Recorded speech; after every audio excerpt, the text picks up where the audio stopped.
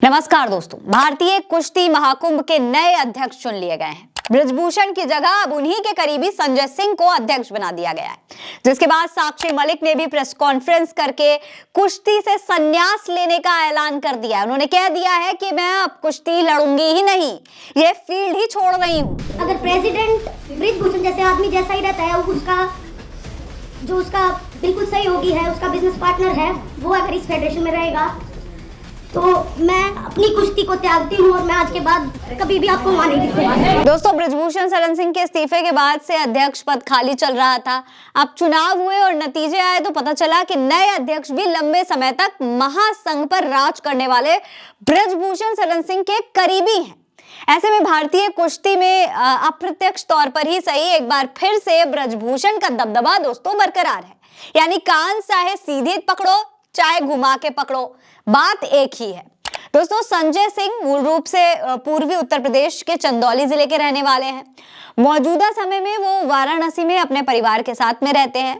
संजय सिंह पिछले 1.5 दशक से भी ज्यादा समय से कुश्ती संघ से जुड़े हुए हैं और ब्रजभूषण शरण सिंह के काफी नजदीकी भी माने जाते हैं। उनके खिलाफ अनीता श्योरण चुनाव में खड़ी हुई थी, लेकिन वो हार गई हैं। दोस्तों, उन्हें ब्रजभूषण का काफी कट्टर विरोधी भी माना जाता है। अनीता ने पहलवानों के यौन उत्पीड़न वाले मामले में भी ब्रजभूषण के खिलाफ अपनी गवाही दी थी। अनीता कुश्ती के मैदान में भी बड़ी सफलता हासिल कर चुकी हैं। उन्होंने 2010 के कॉमनवेल्थ गेम्स में गोल्ड मेडल जीता था। अगर अनीता श्योरण ये चुनाव जीतती तो वह पहली महिला पहलवान होती जो भारतीय कुश्ती संघ के पद पर विराजमान होती। इस बीच जीत के बाद संजय सिंह का भी बयान आ गया है। उनका कहना है कि पहलवानों के आरोप सारे राजनीतिक थे और राजनीति का जवाब राजनीतिक तरीके से ही दिया जाता है। यानी कि संजय सिंह का इस पद पर बैठना, इस पद पर विराजमान होना पूरी तरीके से राजनीतिक है। ब्रजभूषण शरण सिंह के करीबी होने के सवाल पर वो कहते हैं कि इस बात में कोई संदेह नहीं है कि मैं उनका करीबी हूँ। यही नहीं, संजय सिंह ने तो इस बात से भी इनकार कर दिया है कि किसी महिला पहलवान का उत्पीड़न हुआ भी था। दोस्तों, आपको याद होगा अभी कुछ समय पहले करीब कई महीनों तक जंतर मंतर पर महिला पहलवान प्रदर्शन कर रही थी ब्रजभूषण शरण सिंह के खिलाफ। उन पर यौन उत्पीड़न के आरोप लगाए गए थे, लेकिन अब जब चुनाव हुआ तो उन्हीं के करीबी को इस पद पर बैठा दिया गया एक बार फिर से। उधर चुनाव नतीजे के बाद मीडिया से बात करते हुए साक्षी मलिक ने इसका विरोध करते हुए कुश्ती ही छोड़ने का फैसला ले लिया।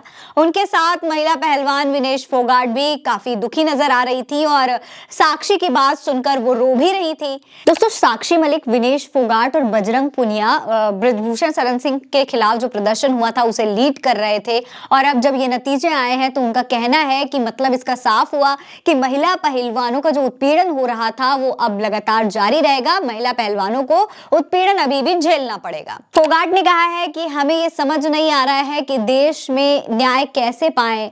वो बोली कि हमारी कुश्ती का भविष्य अंधेरे में है, हमें तो समझ में नहीं आ रहा है कि अब किस दिशा में जाया जाए। यही नहीं, बजरंग पुनिया ने भी सरकार पर निशाना साधा है कि ये दुर्भाग्य की बात है कि सरकार के हमसे वादे करने के लिए कहा था लेकिन वो पूरे नहीं किए हैं। पुनिया ने अपने आंदोलन को राजनीतिक कहे जाने के आरोपों को भी गलत बताया है। उनका कहना है कि हम किसी भी पार्टी से जुड़े हुए नहीं हैं, हम यहाँ राजनीति के लिए नहीं आए हैं, हम सच के लिए लड़ रहे हैं। लेकिन आज फिर से ब्रजभूषण शरण सिंह का ही करीबी कुश्ती महासंघ का अध्यक्ष बन गया है। दोस्तों, लोग कह रहे हैं कि भाजपा सांसद के अत्याचार से तंग आकर साक्षी मलिक ने इतना बड़ा फैसला लिया है। उन्होंने अपनी पूरा भविष्य दांव पर लगा दिया है, अपनी कुश्ती ही छोड़ दी है। देश को मेडल दिलाने वाले पहलवान बेटी साक्षी मलिक रोते हुए कुश्ती छोड़ने का फैसला लेती हैं। ये बहुत बड़ी बात है और इससे पूरे देश को सरकार के इस फैसले के बारे में सोचना चाहिए। इस पर आपका क्या कहना है हमें कमेंट सेक्शन में लिखकर बताइए। ये खबर आप उल्टा चश्मा यूसी पर देख रहे हैं। मेरा नाम फरीन अंसारी है। जय हिंद, जय भारत।